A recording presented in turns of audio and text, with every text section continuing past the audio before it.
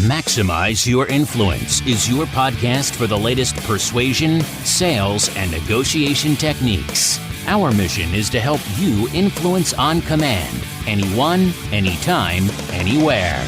Your host is the author of Persuasion IQ, Laws of Charisma, and the best-selling book, Maximum Influence. Now, your host, Kurt Mortensen. Okay, it's time for Maximize Your Influence, podcast 478. Kurt Mortensen here. Welcome back. Hey, tell your family and friends about the podcast. You can find it on iTunes, Spotify, iHeartRadio, and Google. Give us some feedback. Give us some reviews. Love it when you do that. That really helps us out. So today we're going to get into the tripod, the three legs, or I should say the trifecta of a perfect persuader, a perfect salesperson. That person that's made it happen. There are three areas. Call it a tricycle of three legs, but I like the trifecta. What's a trifecta? Well, the word actually comes from horse racing. And in horse racing, a trifecta is when you predict the first, second, and third place finishers in the correct order of a race. Now, in business, it's kind of a trifecta represents three positive achievements, three things, three conditions, three events. And that's what we're talking about. Three things that need to be in place, three conditions that need to be in place for people to be that perfect salesperson. What are those three buckets, the three areas, the three prongs? Well, there's probably more, but I've run out for now. 3 is a great number, especially in presentations. That's about the number the brain can remember, 2 to 3. It's a good number for us to use. We also see it used when there's like three critical components, three critical ingredients to get a particular result. So the trifecta of, let's say, milkshake would be great ice cream, a great blender, and great ingredients.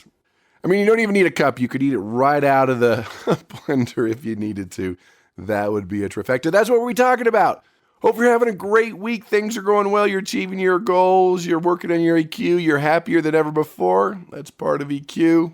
Actually, reading some books on happiness and the brain and your diet and a few other things. Pretty interesting stuff.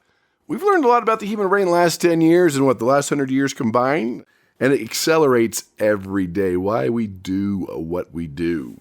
Or don't do what we're supposed to do. Did most of my weekend webinars, didn't have to travel, but it's just not as fun as being face-to-face, but we did it, made it happen. Working with some nonprofit organizations with the National Day of Service coming up. Let me know if you want to participate in that. Send me an email, Kurt, K-U-R-T, at MaximizeYourInfluence.com for wanting to participate in the National Day of Service. Questions, comments, rude remarks, geeky, scholarly articles you want me to review, or even blunders or ninja. If I use them on the podcast, you get the gold version of InfluenceUniversity.com.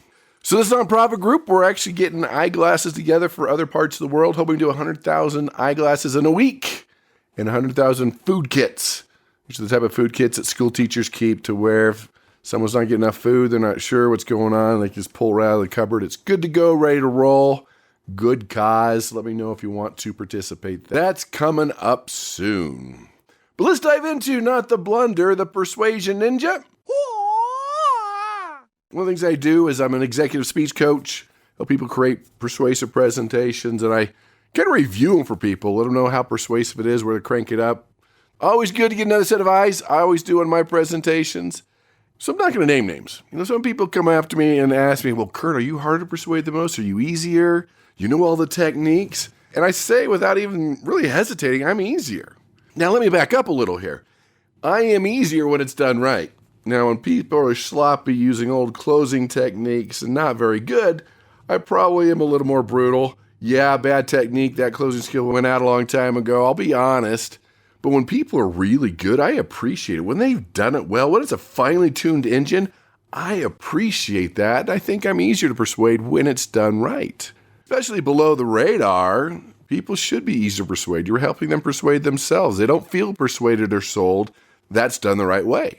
And even when people start getting to C-level or persuading millionaires, they've done a lot of real estate negotiation training, and people are concerned, well, they're wealthy, they're successful. Millionaires, successful people, C-level, are easier to persuade. I'm not saying 100%, but I'm saying for the most part. You're like, what do you mean? Now, I'll agree, they're harder to get in front of. It's harder to get their time. It's harder to get a presentation in front of them. But once you're there, I've seen that they're much easier to persuade. They're like, hey, persuade me, sell me. What do you got? You got 10 minutes, go. They're not the type of prospect that resists you before they even know what you have or what you're selling or what you do or what problem you can solve. So get that in your mind that when you get in front of the right people, they are easier. There's less resistance. And they'll say, sell me, close me, go, persuade me. You've got 10 minutes, you got 15 minutes. Again, it's harder to get in front of them. You might not have as much time, but they are easier to sell and persuade. So I was critiquing this video. It was a financial product. They started building the pain. You missed out in the past. They started listing all the things that people had missed out on that they knew they could have made a big profit from, went through it. Great offer. A lot of social validation. That would be testimonials of just average, normal people that people can relate to. Then they built the value. It was worth over $1,000. Then they went to $199. Don't be afraid to go high. They've established a value at $2, one down to $199. And then he went down to $49. And even better than that, he went to for just 13 cents a day. Put it in perspective, really? Who doesn't want to be financially independent for 13 cents a day? It was awesome. They did it all perfectly. I call it the law of contrast. It's maximum influence. Had a great before and after picture. Talked about being an orphan and how he grew up, and he just built a picture. If you're trying to help parents with obedient children, you got to tell them that your kids were terrible. They were rotten off the charts, and now they're perfect. You were fat, but now you're fit. You were broke, but now you're wealthy. He did a good job in building that picture and how he set it up. It was perfect. That is the ninja. There you go. You should do the same thing. I love it when it's done the right way. And by the way, when infomercials fail, and I've heard from some industry experts that 90% of infomercials fail, it's pretty high, is they just add more social validation, more testimonials. That seems to be key. That's the trick. Now, infomercials are on late at night because your resistance is down. So I encourage you to watch. You don't have to buy, but watch some infomercials, maybe when your resistance is up, so you don't buy the knives that cut through a shoe that I'm sure you need, or the haircutting machine that hooks up to a vacuum machine. We've seen some real fun ones out there. But you're going to see, call to action every probably 12, 15 minutes. They're going to help you paint the picture so you can visualize yourself using it. Hey, if you have time and you're flipping the channel, watch an infomercial. It's a great form of education in the world of sales and persuasion. So there you have it. There's our ninja, which brings us to our geeky Scarly article. This comes from PNAS, Journal of Personal Social Psychology and Media Psychology. You speaks to me. Effects of generic you in creating resonance between people and ideas. So it's a long title, but it's just about verbal packaging, the words you use. So they're saying feeling resonance. That means give something meaning. So when you resonate with something, feel resonance, it gives you meaning. So they went through some linguistic devices and they found that the word you, they looked at some Amazon research, Amazon Kindle application, and found that the generic word you was substantially more likely to appear in passages that people highlighted versus did not highlight. There's something about the word you when we're reading that we underline it more. Interesting. So the example they use is you can't understand someone until you've walked a mile in their shoes. They give the example of, watching that gripping scene in a movie, hearing that song that moves you, that quotation that just rocks your world. That gives it resonance, gives it meaning, gives you a connection. The yous were highlighted 12 times more than just the basic. But when you can use these linguistic indicators, they call them, words, generic you, we, one, people, it just resonates with people. They listen more. To not only grab attention, but keep people's attention and let them know they're part of the group, part of the team, or you're speaking to them specifically. So here's the bottom line. These findings demonstrate that linguistic devices referring to people in general, and especially the generic you, were substantially more likely to appear in passages that individuals highlighted while reading, compared to passages they did not highlight. Now, do you use you versus we? Now, when you're talking about someone, you're going to get better, you're going to be successful, you're going to solve this problem, yes. If you're building team, let's get it done by Friday. Statistically, polls better than you get it done by Friday when you want them to do it specifically in that situation. So depends if you want the team atmosphere, we're all together, or you need to get this done. And that's even important in sales copy, that it sounds like you're speaking to the one person, Not to everybody out there, but to the person that needs that product or service. So it depends. Inspiring, criticizing, feedback. But you polls well, highlight it more, has more meaning, and I'll add it grabs their attention. So that is your geeky, scholarly article. And of course, I'll post these articles at maximizeyourinfluence.com. All the articles there, the specials will be there. And this week's special, free. What? Yeah, free. Where I have a webinar on the perfect persuasive presentation, the structure, how to set it up, how to do it, how to convince with charisma. Let me give you the link. I'll put the link right on there. Just launching it. Would love your feedback on it. And you can get trained on that perfect persuasive presentation. So let's get into the trifecta, the 1, 2, and 3, the secret ingredient, the secret sauce of a perfect persuasive salesperson. And this would go to anybody in the world of persuasion, influence, sales, negotiation. And as far as trifecta, I'm not putting these in any particular order. I would say they're all of equal importance, but all three are critical. So I'm not saying number 1 is the most important.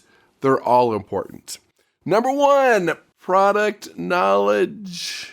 You got to know your stuff. So you need to know your features. You need to know your benefits. You need to know your products inside and out and how those features translate into benefit for the customer. You should never assume they can assign a benefit to your feature. Unless they're a subject matter expert or maybe a purchaser that's in it all day long. Too many times we throw these persuasion darts. You should do it because of this, their features, the logic. You should do it because of this and hopefully stick. Never assume they can assign a benefit to it. If I say a car has 500 horsepower, half of you are like, woo, giddy up, yeah, power. The other you're like, I don't know what that means. So when you have your feature benefit, we've done this before, you ask yourself, which means? What does it mean to have a 500 horsepower engine? Who cares? Why is that important? Now that's going to help you customize and tailor your presentation to their needs, and they feel like it.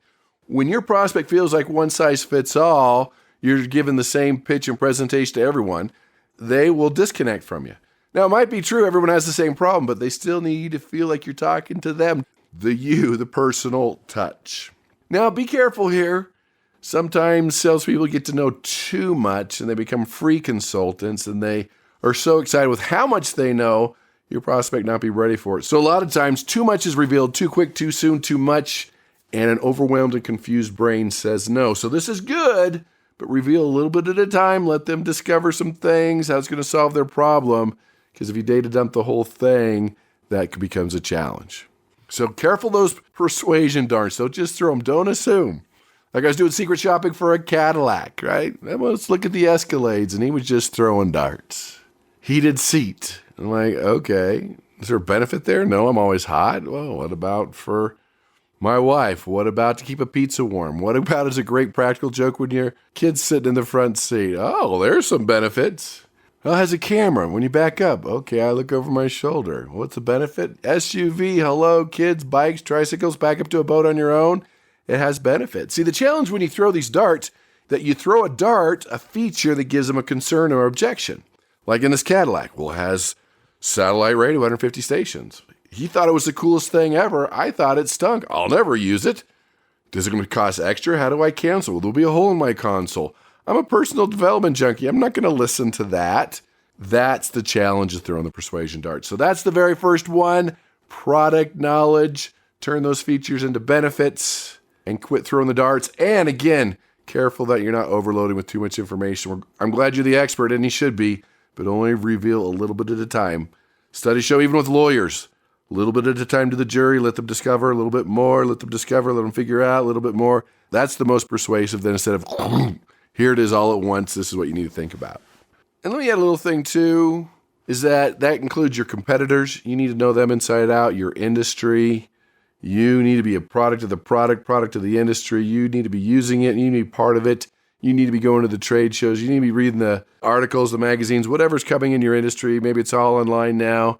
So this product knowledge is your products, but it's also your industry and your competitors. Number 2, the success mindset. Yeah, you have to get that resilience, that persistence to know that some will, some won't. So what? Who's next? You got to get past your fear of prospecting, Because that's why salespeople get paid so much. The good ones is they face it. They get rejection. They get told no. They bounce back from setbacks. They have a positive attitude. They've worked on their belief system. They have a vision of the future. They know what they want to accomplish. And what this resilient success mindset does is that you learn from failures and setbacks. And so if you have a failure, you don't feel like a failure. It's just a learning opportunity. You adapt and you move on. So you have that positive attitude. Where does attitude come from? Your expectations. You expect that most people will listen. Most people will say yes.